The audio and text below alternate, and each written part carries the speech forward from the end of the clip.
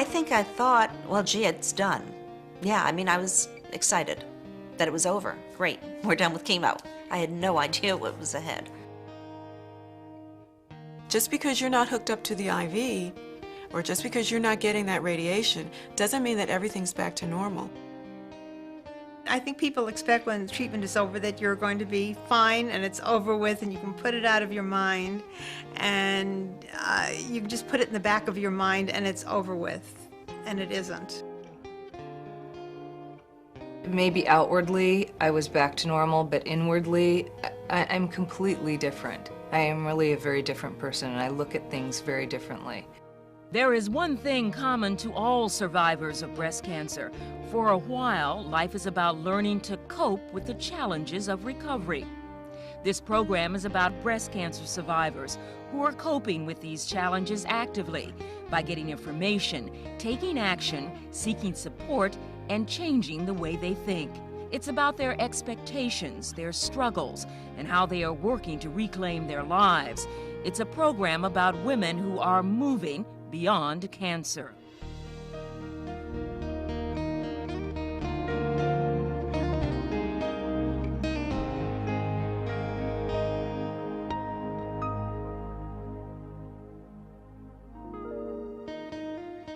After cancer, it takes time for the body to recover fully, especially strength and energy. Paulette Sadler was diagnosed at 38. Her treatment, including a lumpectomy and chemotherapy, had physical consequences she had not expected. Well, when the treatment was over, I can honestly say I was a wreck because I'd had a lot of complications. So when I was finished, I was really physically exhausted, and I think probably like most women who are going through this, you're trying to keep the rest of your life going at the same time. So you may have a husband or relationship, children.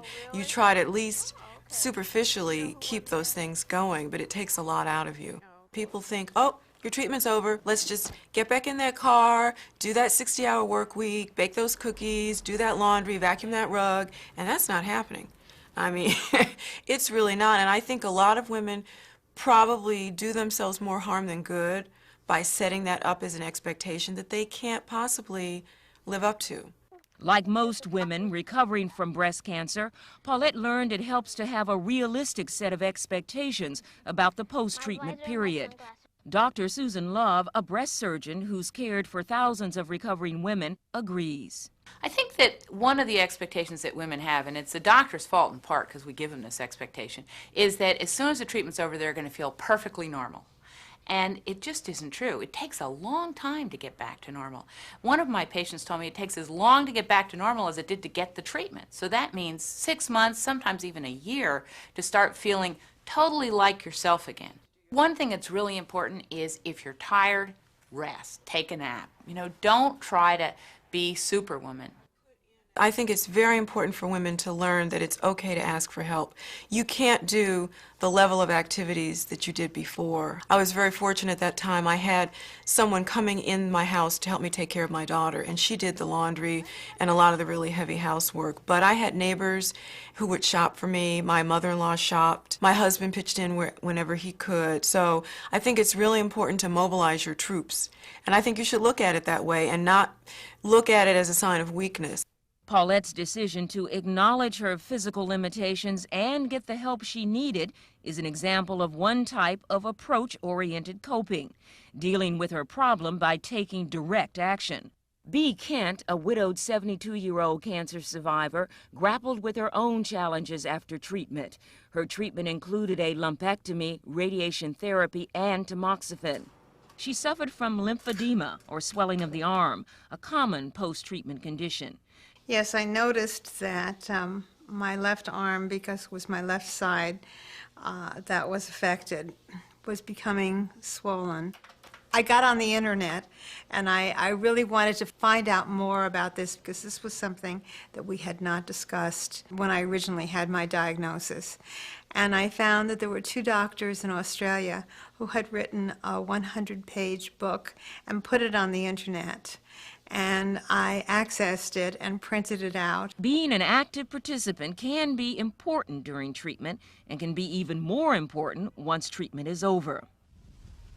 At the age of 37, Lori Plager underwent a lumpectomy, chemotherapy, and radiation. Now moving into her post-treatment phase, she's taking tamoxifen. What's different about me physically is I have a scar on my breast, on my right breast, and it's pretty faint.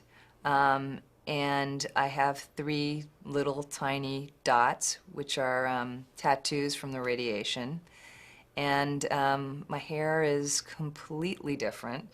Initially, when somebody says to you, gee, you're going to take medication where you're going to lose all of your hair, every hair on your body, and we may have to cut off your breast, and the chemotherapy is going to cause you to be infertile, most likely, you think, what do I have left? Your femininity is really tied to your breasts and your reproductive organs and your hair. I mean, those are really what marks somebody as a female. Lori's treatment affected more than just the outward signs of her femininity. It also caused her period to stop for several months, threatening her ability to have children. Family is very important to me. I mean, I've always wanted to have my own family. That's probably because I have warm, loving family. My sister has 2 children, 2 boys. That's part of, you know, the dream that you put together for yourself when you're a little girl. Fertility is a real issue for women who are taking chemotherapy, and part of the problem is that in the past doctors didn't even talk about it. They just gave you the chemo, and then afterwards when you were infertile they said, oops, well, you're lucky to be alive. And it wasn't an issue that was talked about ahead of time. What tends to happen is if you are close to menopause, if you're within 10 years of when you would have your natural menopause, then the chemotherapy will push you over. If you are further from menopause, let's say you're 30, 35, and really, then you often will get your period back again. And if you get your period back again, then you're still fertile. I think that was one of the hardest parts of my whole treatment. I couldn't believe that I wasn't going to get my period again. In March of the following year, I got my period again. And it was a year after I had started treatment, and I've gotten it regularly since then. And my doctors are amazed, but, you know, it's good to beat the odds in a positive way.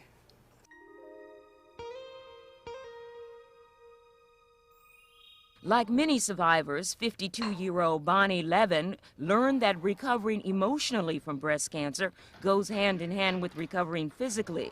Yet some women find their emotions can take them by surprise. I thought after chemo, this is great, we're done.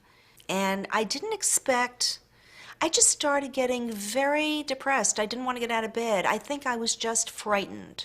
Before treatment, you get different diagnoses and prognoses, and they're more concrete. After treatment, you're just left with this feeling that you're very vulnerable. Can't count on anything.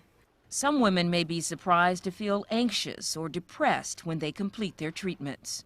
What happens to women very often is while they're in the middle of treatment, they're very focused on getting through the treatment. They're seeing doctors every day. Something's happening every day that's working to get rid of the cancer. And when the treatment is over, there's this feeling like, oh my God, nothing's happening. What's, you know, it's all gonna come back again. What's keeping it from coming back? And it can be really a devastating feeling. I think my biggest fear was that they didn't get it all.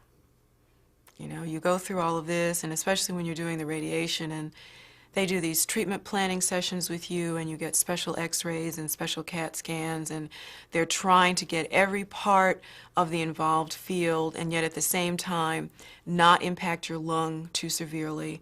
You know, after treatment, the other thing is every little ache and pain. I was afraid of cancer.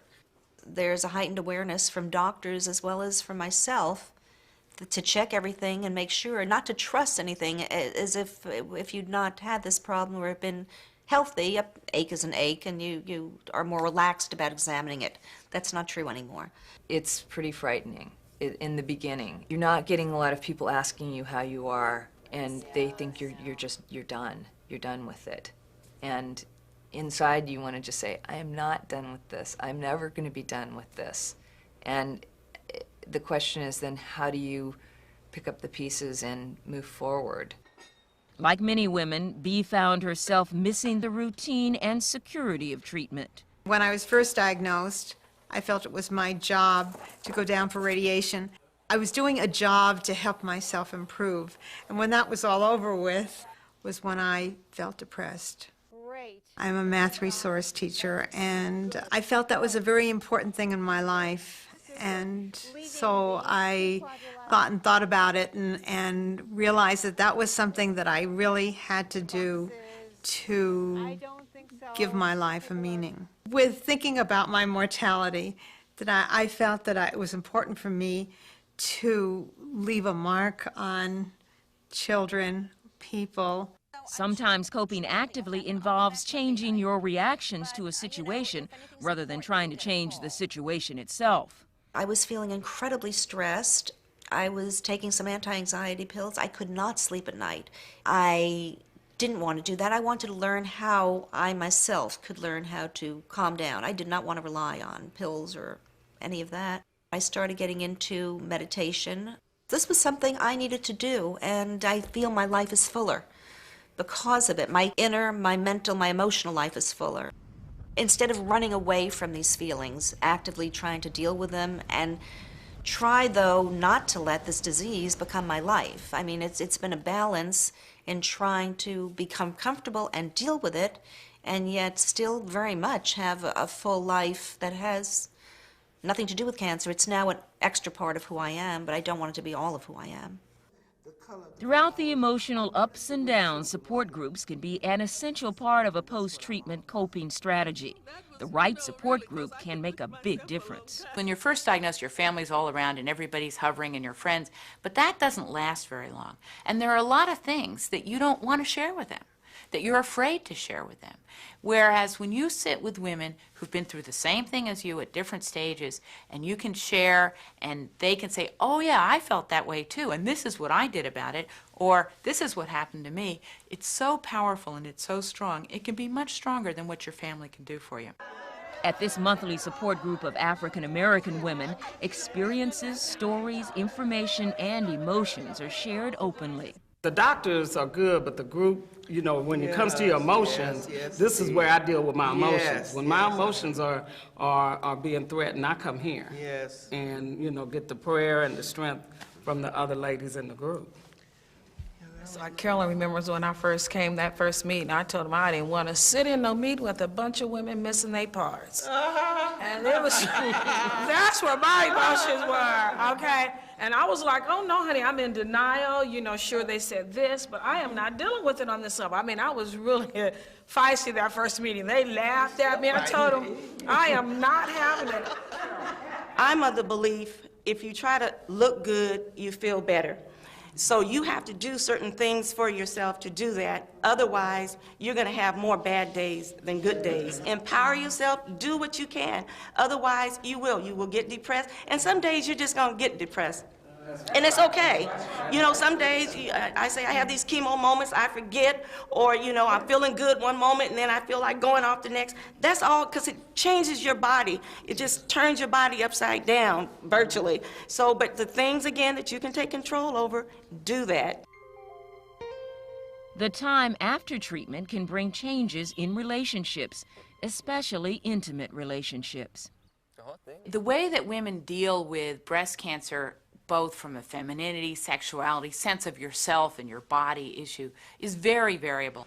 There's no question that it has an effect. Now, in some women it has an effect that, oh, I don't feel like a woman anymore, and they really don't feel capable of being sexually active or being attractive anymore, and it really has an enormous dampering of that. Other women may feel completely different. I think that whether you're in a heterosexual relationship or whether you're a lesbian, doesn't really make a whole lot of difference. Whether you're old or young, it really has a profound effect on how you feel about your body as well as your sexuality. I didn't know, you know, how am I going to go out on a date? Am I able to go out on a date when I, you know, have no hair? Do I tell the person that I have cancer? Do I tell them that this isn't really my hair? Or do I not try to cover that up and just, you know, wear a hat and say this is the way it is right now? And who's going to want to go out with somebody who has cancer? They don't know what the right questions are to ask you. Are you going to live? Steve, it's Lori. What are you doing? Like many post-treatment women, Lori found that approaching this issue by taking steps to feel more attractive and self-confident helped recreate a positive body image. I did several things in order to sort of make myself feel better and look better. I always knew that if I got dressed and put on makeup and washed my scalp, that I would feel better about myself. And I did it every morning. And I think that that was a good thing, just trying to draw on eyebrows. You know, it's maybe 20-minute procedure, but it made me feel better, and, you know, having sort of the right hat with my outfit would just, you know, I wanted to still be attractive, and I think that that's important, and that's life-affirming. I was into my sexuality. I miss my other side being gone because it was like, you know, I mean, I just enjoyed myself. But in missing it, it's been hard for me. I think sometimes I feel incomplete, even though I'm very much whole, you know. So I go through a lot of changes with it. I'm a little inhibited when it comes to the opposite sex. I'm okay as long as they don't touch me. I have had a few encounters, and there were no re-encounters in the way of being close to someone, and I always thought, gosh, did he know I had, you know, did I have that? And then you go through the thing, do I tell or don't I? Slowly over the next several months, as my estrogen level built back up, I started to feel more like a working piece of equipment and more like a human being again. Then I did, you know, have more of a normal sex drive, and that was great because it really helped me feel more alive to be able to express that after all those months of just sort of in the desert, if you know what I mean. There's no question that the most powerful antidote to sexuality, femininity problems is a loving partner. But not all of us have that. And it can be difficult if you don't. If you're single, if you're not currently in a relationship, it can be very hard. And I think that counseling can help, support groups can help, and talking. It tests the relationships you have, and it shows you the people who will stick by you, and you know, and you learn to appreciate the relationships that you may have taken for granted. You know, you learn to appreciate them. You know, I mean, my sister's always been there, so I just kind of took her for granted, I guess. But now I don't.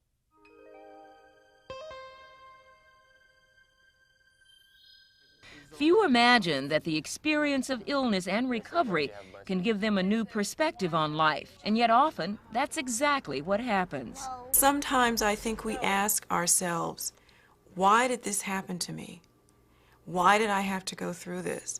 And maybe I had to go through what I went through to get to where I am now, to get to the point where I could mentally be more open to other options. Before I was diagnosed, I was a practicing internist.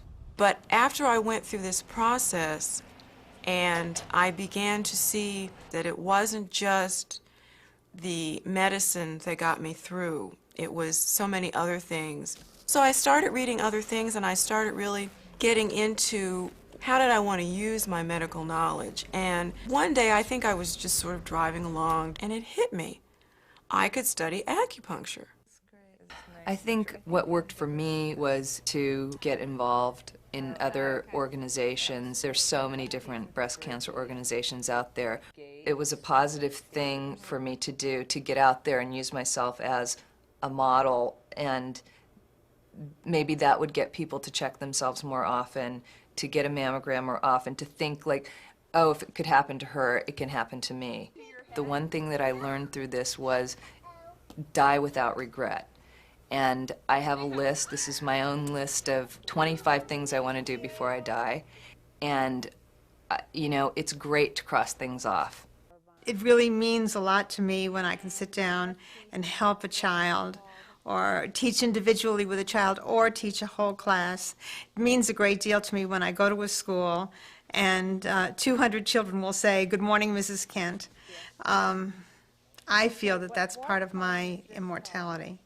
I feel life is very precious. I feel every day is very precious. It's hard to get up out of bed. It would be easier to stay in bed and have my coffee and watch television.